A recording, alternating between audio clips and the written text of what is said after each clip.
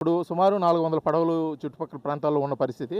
ఈ 400 పడవలకు సంబంధించి ఏదైనా మత్స్యశాఖ నుంచి ఏదైనా మీకు సహాయం అందటం గానీ, ఏదైనా సూచనలు చేయడం గానీ, లేతే అప్పటి వరకు ఈ తుఫాను తగ్గేంత వరకు ఒక చోట ఉండమని గానీ ఎటువంటి సందేశం ఇవ్వడం జరిగింది? మమ్మల్ని పిలవాల ఏ ఎంఆర్ఓ కానీ ఏ కలెక్టర్ కానీ ఎవరు కానీ చెప్పలేదు.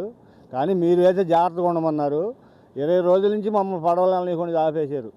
పోయిన చిత్తకార్తి కానించి ఆ ఊరంతా మునిగిపోయింది. కావాలంటే చూడండి, ఒక్క దామ మరి ఎంత అని కాదు కొడతాం జనాన్ని. పొద్దు ఊగితే మటుకి అసలు ఉండలేకపోతున్నాం ఈ ఊళ్ళో. అంత దామ కుట్టేస్తుంది. అది వల్ల మాకు మచ్చిగా ఇప్పుడు చంద్రబాబు నాయుడు ఈ బియ్యం ఇచ్చానన్నారు. బియ్యం మా దగ్గరికి రాలే. ఇంకా 3,000 రూపాయలు డబ్బులు చెప్పాడు, మా దగ్గరికి రాలా. జనార్దన్ వచ్చి బియ్యం ఇవ్వమన్నా కూడా ఇంత మటుకి మాకు ఎత్తుకొచ్చి మాకు బియ్యమే తీయలేదు, ఏం లేదు. వడ్డీలు తీసుకొని ఫైనాన్స్ వడ్డీలు తీసుకొని తింటున్నాం.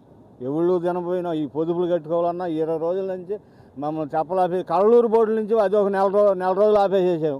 వాళ్ళు కళ్ళూరు బోర్డుల వాళ్ళు తోలుతుంటే మేము భయపడిపోయి వాళ్ళ బోర్డుల వల్ల వాళ్ళు పడవలు వెళ్ళకోకుండా అట్టాగే ఉన్నాము. అందరికీ తుఫాను ఈ వర్షాల వల్ల అసలు వాళ్ళు పూర్తిగా చిన్న ఇబ్బంది కాదు, మత్స్యకారులను పడే ఇబ్బంది అంతంత కాదు, అంత ఇబ్బంది పడిపోతున్నాము. మీరు ప్రభుత్వం వాళ్ళు ఆచరించి మమ్మల్ని సహాయం చేయమని కోరుకుంటూ. అయితే ఇప్పుడు ముఖ్యంగా ఎన్ని ప్రభుత్వ అధికారులు సూచనలు ఇచ్చినా సరే మీ పల్లెపాలెలకు సంబంధించి ఒక నిబంధన చేసుకుంటారు, ఎవరు వేటకి వెళ్ళకూడదు. అంటే గతంలో తుఫాను హెచ్చరికల నేపథ్యంలో కూడా వేటకు వెళ్ళి కొంత ప్రమాదం కొని తెచ్చుకునే పరిస్థితి. ఇప్పుడు అటువంటి పరిస్థితి ఏమి లేదా? ఏమన్నా మీరు నిర్ణయం తీసుకోవడం జరిగిందా? ముందే తెలుసు. కాకపోతే ఏంటంటే అధికారులను ఆశించి మేము అట్టగా ఉంటున్నాం వాళ్ళు చెప్పినట్టుగా. మేము లేదంటే మనం 4 రోజులు 5 రోజుల దాకా ఆడ చేయాలి. ఇవాళ 3 రోజుల కింద ఆపాలి ఈ పడవలో. మా లెక్క అయితే మాకు తెలుసు తుఫాన్ అన్న సంగతి ముందుగానే మాకు కొద్దిగా సూచనలు వస్తాయి. ఈ అధికారులు వచ్చేసేసి అసలు వెళ్ళొద్దు అని చెప్పి ఆడ ఆపేసేసి చేస్తే అట్టగా ఉన్నాం.